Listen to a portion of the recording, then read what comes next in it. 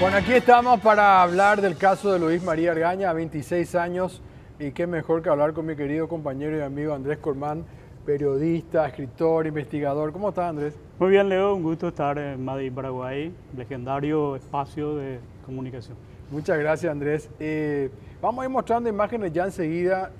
Tenemos algunas imágenes de archivo. Estas son imágenes que nos facilitó GEN. Son imágenes de aquel momento. Y bueno, vos escribiste un artículo, Andrés, que decía ¿quién mató a Luis María Argaña? Sí. Se sabe quiénes mataron. Lo que no se sabe, o sea, lo que no se llegó a determinar es quién ordenó matarlo a Argaña. Yo creo que sotto voce se sabe de dónde vino la orden, pero la justicia no se animó a determinar, como tampoco se animó a determinar quiénes ordenaron la matanza de los mártires en el marzo paraguayo, ¿verdad? Donde Claro. hay 8 personas que fueron ultimadas por francotiradores y más de 600 heridos. Pero el caso Argaña queda un poco como el caso JFK Exacto. de Estados Unidos, ¿verdad? Y yo creo que se puede hacer una película tipo thriller fantástica como la que hizo Kevin Costner, como la que hizo Oliver, ¿verdad? Ahora, en el caso, para recordar nomás, ¿cuántos estuvieron, digamos, como acusados presos?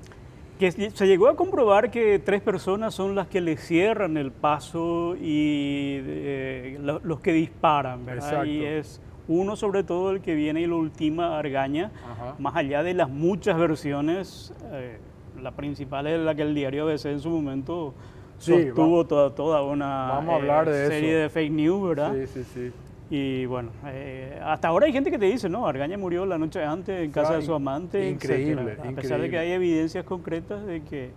Y contribuyó también que el argañismo, el Sí. nefasto gobierno de González Maqui inventó testigos falsos como Gumersindo Aguilar, como Coco Villar, que lo liquidaron en el Chaco. el O sea, Chaco. todo eso aumentó, digamos, las situaciones de incredulidad de la gente. Sí. Nosotros, como te decía, queremos concentrarnos hoy en principalmente en el caso de Argaña, digamos, porque se cumplieron años y lo del marzo paraguayo, sin ninguna duda que fue el detonante luego, donde tanta gente estuvo en la plaza, incluso en esta misma época, ¿no? Sí. Que los campesinos, la Federación Nacional siempre va a la plaza. Pero recordemos aquel 23 de marzo, ¿cómo fue el hecho de la muerte de Argaña para la gente que por ahí no recuerda o va a ver por primera vez esto? Había ya un proceso previo donde el proyecto de Lino Oviedo, con Raúl Cubas Grau como vicepresidente, o sea, Lino intenta dar un golpe en abril del 96 contra Guasmosi, después de haber sido socio comercial. Dicen que pelearon por la construcción del segundo puente en Ciudad del Este, ¿verdad? Y que, bueno, Guasmosi lo manda a retiro y bueno, ahí es donde lo amenaza. Le dio un premio del Ministerio de Defensa. Claro, Ministerio de Defensa, etcétera, ¿verdad? Pero Lino se va a la caballería y prepara los tanques y le da un jaque, ¿verdad? Tanto así que tuvo que intervenir la Embajada Americana. Esa noche Guasmosi tuvo que dormir en la Embajada Americana. Está la renuncia ya escrita, está en el libro de Pepe Costa. Y bueno, a esa situación se llega, ¿verdad? Y a partir de ahí es donde Lino se retira, empieza su carrera para la presidencia de la República y logra una adhesión impresionante de gente muy humilde, de gente campesina, ¿verdad? Yo creo que ahí es donde Guasmosi, que tenía que haberlo hecho antes, varios años después saca el tribunal extraordinario, lo juzga y lo condena y lo mete preso y le inhabilita. Y ahí es donde tiene que correr la lista porque Argaña había perdido las elecciones internas y Cubas asume como candidato a presidente y Argaña, que era su adversario, como vicepresidente. Claro. Siempre se pelearon los presidentes y los vicepresidentes, pero ese fue así una cosa inmanejable, ¿verdad?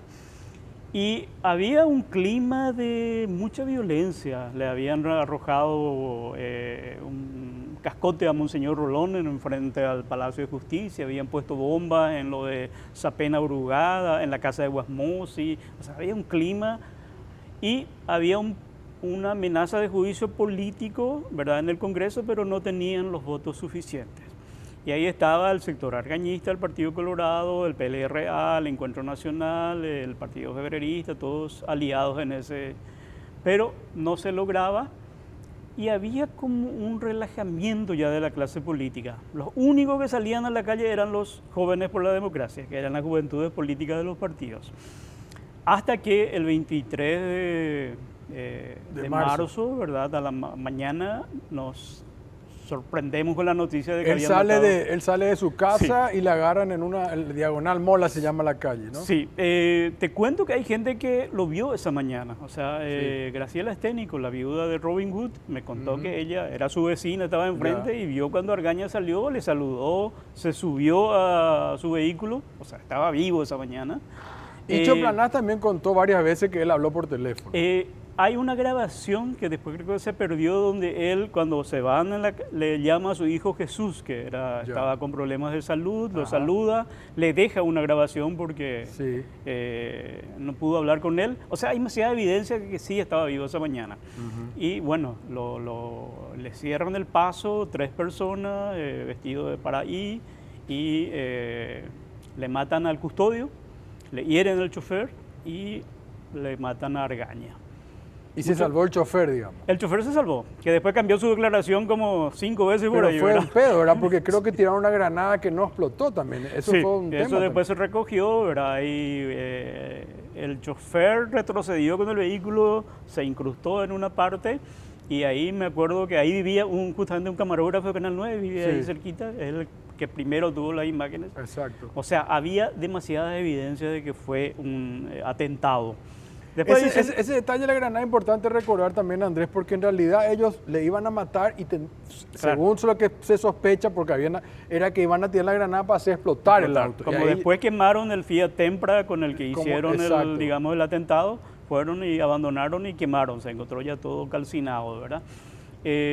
O sea, era gente preparada, entonces, no eran... Obviamente eran sicarios expertos, ¿verdad? Okay. O sea, y todo apuntó luego, estábamos hablando del autor moral, apuntaba a Lino Oviedo, digamos. Sí, de hecho, Mina lo primero que dice cuando habla en la radio es autoría de Oviedo y ahí se instala eso, ¿verdad? Aunque no fuera, digo yo, pero hay elementos en el proceso judicial, hay cruce de llamadas entre Oviedo, Galeano Perrone, Víctor, y los...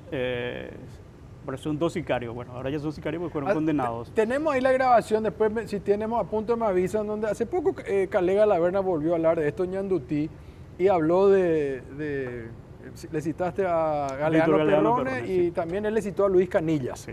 Vamos a escuchar esa grabación, vamos a ver. En este caso me refería a un crimen de sangre, específicamente caso Luis María Argaña. LC, una persona. VGP, la otra persona. Ambos abogados. Víctor Galeano Perrone. Usted lo ha dicho. ¿Él fue parte del crimen de Argaña? Principalísimo. ¿Como autor moral o físico? No. Autor intelectual respondiendo a Lino Oviedo. Tengo evidencias rotundas. ¿Y cuáles son las evidencias, Carle? No en detalle porque comprometería a gente amiga. ¿Para qué matarlo?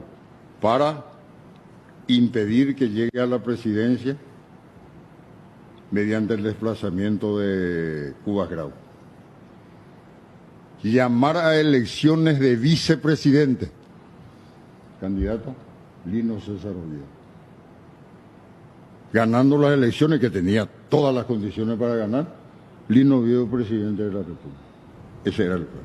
O sea, dice Calé que Lino Oviedo es el autor intelectual porque muerto Argaña, ¿no es cierto? Vicepresidente, el otro Cubas Grau iba a ser destituido, ¿verdad? Tenía que haber... En realidad parece que el plan era, que como Lino no pudo ser electo presidente, ¿verdad? Lo primero que hace Cubas cuando asume es sacarlo de la cárcel, ¿verdad? Anula, a los 2 días. ¿verdad? Anula la orden de la Corte Suprema, con lo cual se pone en desacato con el Poder Judicial, Exacto. Pero lo saca libremente, ¿verdad? Cuando ocurre esto y la presión era tan grande, lo mete otra vez en el escolta presidencial, ¿verdad? Pero evidentemente el plan era matarlo a Argaña. Acordate que a los 30 minutos Expedito Rojas, ministro de la Justicia Electoral, llama a elecciones para vicepresidente. Ya tenía preparado. ¿Era él o era Moyoli? Moyoli, perdón. Sí. Moyoli era el que... No, Expedito Rojas es el que tendría que revisar, pero para mí que era Para mí Expedito que era Rojas... Moyoli. Bueno, no importa. Pero ya se estaba llamando a claro, elecciones. ya se estaba llamando y... Que bueno, fue una cosa increíble porque todo el mundo dijo, pero este señor acaba de morir, está todavía están llamando caliente a la- del sí. cuerpo y ya están llamando a elecciones. Fue una cosa de Sí. loco. Y él dijo, no, bueno, pero la y Constitución... supuestamente el plan era que se presenta a elecciones, gana Lino Oviedo, Cuba Grau renuncia y entonces en Ahí su está, lugar eso es. asume Lino Oviedo lo que tanto quería, ¿verdad?, llegar a la presidencia de la República. Que en realidad él había ganado, recordemos, la interna Sí, primero. claro, ¿no? Él Tenía había- votos. El tema Es que él era- le había ganado a Argaña y a Facetti. No, en las elecciones, bueno, en las primeras elecciones con Guasmosi gana Argaña y después Sí, ahí sí, este sí, señor sí. que apareció en la tele ahora Sí. fue uno de los que hizo trampa con Oviedo para... Sí, Calé que, dijo ¿verdad? públicamente Sí. acá en Madrid, Paraguay, bueno, cuando estábamos en la radio, pero ahí él dijo públicamente. Bueno, y ese era el plan, ¿verdad? Que Oviedo pueda llegar, con lo cual se cierran dos etapas en el Paraguay.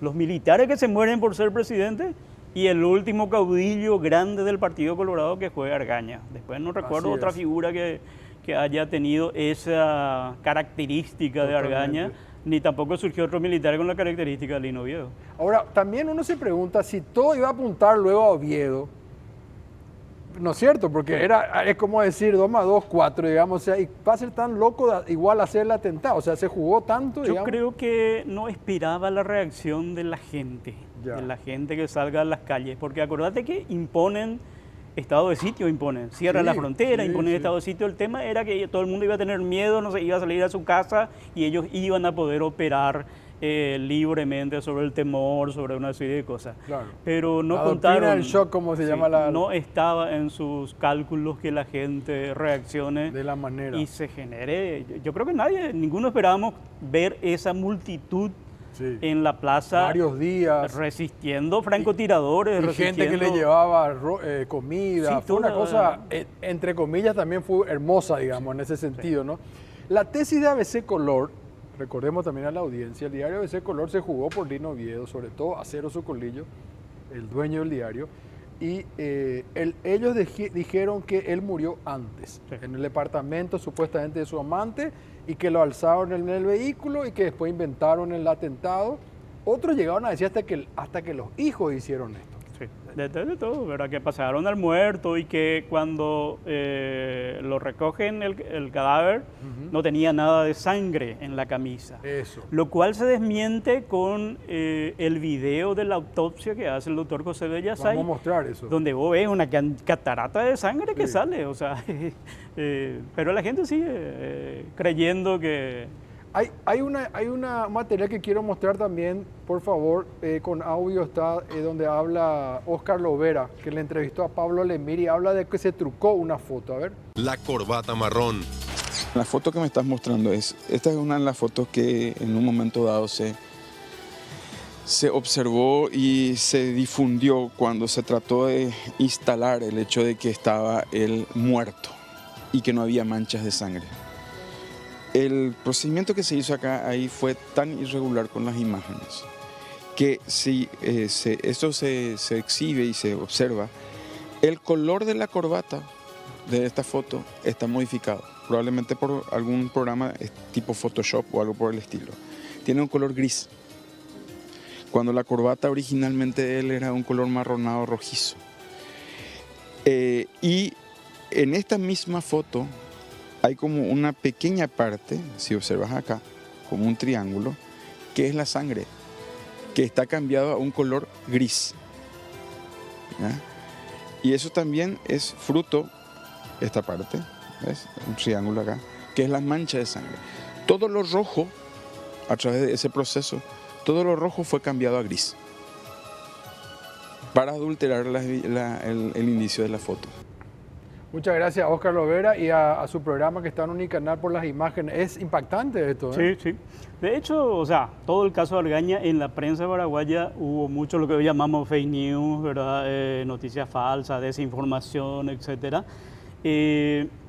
y hay que decirlo, se creó como dos bandos en la Sí. prensa paraguaya, argañista, oviedista, y de los dos lados se manipuló la información, Claro, ¿verdad? es O se cierto. ocultó cosas. Por ejemplo, la tortura de Walter Bauer torturando a oviedistas se publicó muy poco en la prensa. Hace porque- poco murió el comisario Sí, Cáceres, justamente. y ahora, bueno, después de varios años de chicana, finalmente Sí. lo condenaron, ¿verdad? Pero eso es una realidad. Veamos Entonces, vamos a ver también la camisa manchada de sangre que también no sé si era, esa es una de las imágenes que nos envió el doctor Bellasay. Justamente, él fue el médico forense del caso Sí, Andrés, ¿te del acordás? caso Argaña. Argaña lo Ahí llevan está. al sanatorio americano, ahí se confirma su deceso y ahí Bellasay, que era el médico forense más importante en ese momento, Sí. hace la autopsia y vos ves el video impresionante, la cantidad Vamos de sangre. vamos a ver el video después. Por favor, quiero que me pongan el video. Yo quiero alertar a la gente que hay imágenes que son muy fuertes. Algunas se mostraron, otras yo no sé si se mostraron. Las primeras son de la camioneta, donde se ve claramente, porque lo que dice el doctor Bellasay siempre se quiso mostrar como un lado nomás, Sí. como diciendo no había sangre. Y en realidad estaba en el otro lado toda la sangre, por eso la mancha de sangre que ahora vemos la camisa totalmente empapada. Y en lo que vamos a ver ahora, que como te digo, algunas imágenes se publicaron, otras creo que no, también se habla de la rigidez del cuerpo, porque si él había muerto antes, como se dijo Sí, en el la tesis noche- la ABC, noche antes, supuestamente. él tenía que estar completamente duro. Duro. Estas son imágenes del canal que vos decías, el que llegó, Canal 9. El camarógrafo vivía a 3 casas no recuerdo el nombre, a 3 casas de donde lo mataron a Argaña. Ahí está, ahí ya se puede ver al doctor Argaña que lo están subiendo a la ambulancia. De ahí ya se ve poco ya la sangre, ¿no? Porque estamos como viendo hay mucha gente. Pero vamos a empezar a ver luego, estos ya son imágenes, yo no sé si te mostraban alguna vez, pero son del sanatorio americano. Y la movilidad del cuerpo, ustedes se dan cuenta cómo se está moviendo el brazo perfectamente. Todavía no había rigor mortis. No había rigor mortis, entonces ahí está la cabeza, se mueve perfecta. Disculpen, las imágenes son fuertes, repito. Él es un hombre público, como dijo Andrés, como el caso Kennedy para nosotros, y son imágenes sensibles que tenemos que mostrar, y hay imágenes que no quiero mostrar porque ya no corresponde. Pero ahí está la camisa, se puede ver la sangre perfectamente, toda la mancha de sangre, y cómo el cuerpo del doctor Argaña todavía se movía, es decir, se cae por el suelo aquella mentira gigantesca que se quiso instalar de que ya estaba muerto Argaña antes. Eso es. Sí, y el sentido común, no le veo ni a la viuda ni a los hijos prestándose a una cosa tan burda como pasear un cadáver para que le disparen allí y que además ahí tenga que morir gente, porque murió el custodio y casi murió el chofer. O sea, El doctor Bellasay, nosotros le invitamos, Andrés. Él no quiere venir y yo le respeto mucho. Él me mandó mucha información. Él hizo una ponencia después en Montevideo sobre esto. Él hizo más de 1000 autopsias antes de hacer esta. No solamente en Paraguay, estando en Bélgica también. Un hombre renombrado. Él no tenía que estar ahí. Otro doctor, creo que Cubilla, era el que tenía que venir y no vino o no sé qué pasó. Como que el destino le llevó ahí. Claro. Y él se sintió muy golpeado porque muchos medios, sobre Ahí todo, está Bellasay, ahí está el doctor Bellasay, sobre todo ABC Color, hay que decirlo, en aquella época, hoy pueden cambiar de opinión, le atacaron mucho a él.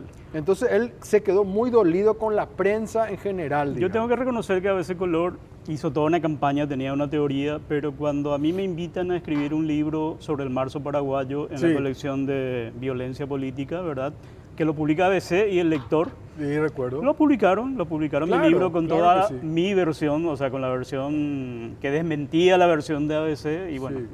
por lo menos eso lo Ahí lo está. rescato. Puedo poner la imagen de la autopsia. Esta es otra imagen que es de Unicanal que nos habían prestado también, que bueno, tiene un poco que ver con lo que hablábamos antes, donde ahí muestran dónde fueron los disparos, Sí. etcétera, etcétera, a Argaña. Es decir, no hay ninguna duda de que fue un atentado y que él murió en el auto, como está clarísimo, digamos, ¿verdad? O sea, el informe forense fue impecable, la autopsia también. No hay nada que discutir, digamos, aquí, Andrés. Sí, eso es más que evidente, sentido común es. O sea, no hace falta ser un gran detective para concluir estas cosas. Y además, como te digo, hay testimonio de gente que lo vio esa mañana. Y vamos a irnos a la pausa, vamos a seguir hablando de este tema y vamos a hablar de los implicados. Vamos a recordar nuevamente este tema de los implicados, los testigos falsos, etcétera, etcétera, recordando la muerte del doctor Luis María Argaña. Andrés, te hablaba de los implicados, digamos, porque fueron el doctor Jorge Bogarín, que hoy es juez, Sí. que hoy está en el Tribunal de Justicia Electoral, fue el juez de la causa. Fue el juez de la causa. Vamos a poner a pleno esas imágenes. Si en algo era maestro Oviedo, era en manejar la justicia. Sí. Y él logró, después de haber huido en el marzo paraguayo, de haber estado refugiado con Carlos Menem, después de haber ido Sí. en Brasil, de que lo agarraron disfrazado de mujer en Foz de Iguazú, regresó y asumió, digamos, la parte judicial, manejó muy bien y logró desvincularse tanto de la causa de Argaña como de la causa de los mártires de la plaza. Ajá. Y salió indemne, ¿verdad? Y creo que también otra gente que aparece, como habíamos citado, está en el proceso. Galeano Perrone también logra. Y bueno, finalmente pagan los verdaderos ejecutores materiales, ¿verdad? Lo que no se llegó al autor moral, digamos. No se llegó al autor moral, se queda como pregunta para la justicia quién mandó matar a Argaña, a pesar de que, como te digo, Claro, es ¿quién una- mató? Estamos queriendo saber el autor moral, digamos. es un secreto a voces de dónde vino, y si no hay una responsabilidad penal, sí hay una responsabilidad política del ovidismo, ¿verdad? Sí. Y eso creo que 20 años tuvo Pablo Vera Asteche, el autor confeso, Sí. 25 Reinaldo Servín Sí. como instigador y Constantino Rodas como coautor, digamos, Así ¿verdad? es. Y después está el caso de Gumersindo Aguilar. sí, hubo varios, y ahí también está un poco la instrumentalización del argañismo, y Walter Bauer, Icho Planás, el propio Galaverna. Galaverna llegó así, sabemos, hasta hasta el parrillero que estaba en el lugar donde dictaminaron la muerte de Argaña, ¿verdad? Mucho de eso era bola, ¿verdad? Y Juan acabó- Ernesto Villamayor también. creo, no, quizás no se jugó tanto como sí se jugaron los otros popes del argañismo, Ya. ¿verdad? Y Bower llegó a, como te digo, a torturar a gente, Sí. supuestamente como autores de esos, ¿verdad?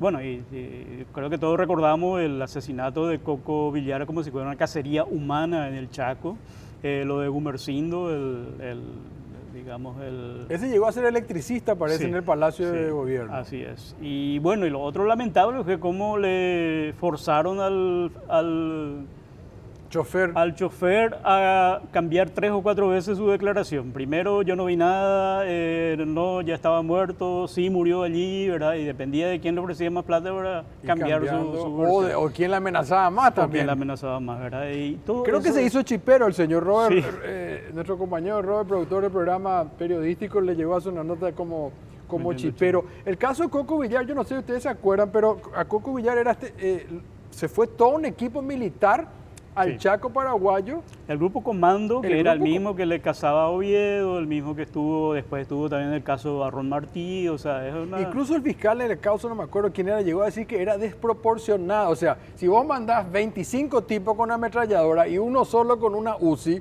obviamente que los 20 tienen más chance. ¿Por qué le Sí. terminan matando?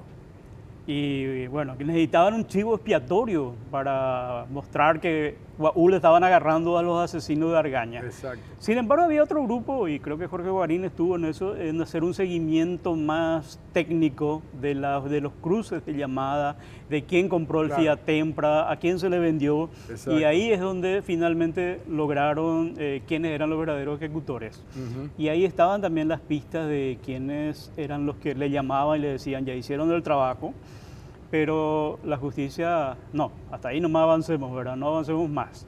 Que pasa en varios casos. En el caso de Pablo Medina, por ejemplo, se Sí. logró agarrarle al tipo que ordenó, pero sus padrinos no los tocaron, ¿verdad? A eso no se los toque. Los peces gordos, como Sí, se dice. y eso pasa en la mayoría de los casos de crímenes grosos, por decirlo así.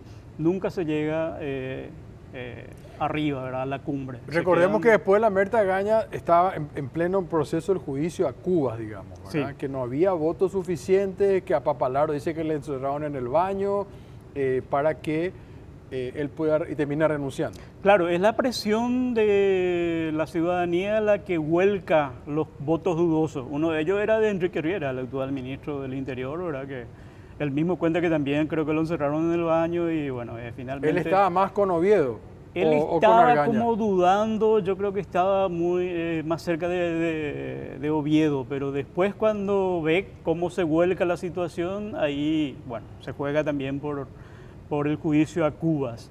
Y ese domingo, y lo que define yo creo que es la matanza de los manifestantes en la noche del 26, viernes 26 de marzo, que amanece el Paraguay de luto prácticamente por esas muertes. Interviene muy fuerte la iglesia, la anunciatura y la embajada norteamericana y dicen ni una sangre más vamos a permitir, señor Cuba, le dice la embajadora Maura Harty, ¿verdad? Y ahí es donde se hace esa columna, se parte, el grupo de los antiovidistas van hacia la catedral, el otro grupo va hacia ahí y se hace el juicio político. Y al ver que ya no las tiene consigo, Cuba acepta ir al exilio, ¿verdad? Iba a Curitiba por unos años, Lino Oviedo huye, uno de los hermanos Camacho le lleva en una avioneta a Argentina y creo que 2 años después viene Cuba y se entrega, había pactado obviamente antes, ¿verdad? Y sale en libertad y se retira de la política. Bueno, ese hecho hizo que asuma Macri, aunque no tenía que asumir, porque González Macri no tenía por qué, nunca se imaginó él que iba a ser presidente. Los parlamentarios le presionan a la Corte Suprema para que digan sí, él tiene que estar 4 años más. Se tenía que haber llamado a elecciones, Claro. pero se decide, ¿verdad? No, ya corrió mucho conflicto, que sea nomás González Macri, que también fue funesto, ¿verdad? Porque yo creo que fue uno de los gobiernos más corruptos que tuvimos. Pero la oposición también se prestó a eso, porque en ese gobierno de unidad nacional estaba Euclides Acevedo. Era la primera vez en que el principal partido, por más que era el sector argañista, pero el Partido Colorado institucionalmente con el PLRA y el Encuentro Nacional forman un gobierno de unidad nacional, ¿verdad? O sea, era la oportunidad de hacer las cosas bien. Pero esa misma noche que estaban matando a los jóvenes, ellos ya se estaban repartiendo los cargos en el Congreso. Entonces, esa es la lamentable. La gente demostró, ¿verdad?, que se puede unir para evitar un gobierno autoritario, pero la clase política traicionó los principios de quienes lucharon en la plaza y bueno, eso hizo que durante mucho tiempo la gente no quiera salir a las calles a protestar. Yo creo que hasta ahora sigue ese temor. Y también se democratizó la corrupción, porque teníamos un ministro como Silvio Ferreira, que era del Encuentro Nacional, que termina preso. Sí, y ¿cómo se llama? Fanego. Y Fanego. Que aparecen después en el caso Arrón Martí, ¿verdad? Metidos hasta los tuétanos, ¿verdad? O sea, hay demasiadas cosas, ese gobierno fue lamentable. Se prestó Yoyito Franco al ser electo vicepresidente, también creo que hizo un pésimo papel. Y bueno, después ya vino todo lo que sabemos, ¿verdad? Sí, fue terrible porque se podía, como vos decías, hacer mejor las cosas. Y digamos, no quiero nomás dejar de preguntarte, hubo como una confrontación entre medios de comunicación de alguna manera, digamos, como periodista. El diario Noticias, que era abiertamente argañista, y ABC y Canal Color, 13, que cuando eso era el grupo RPC.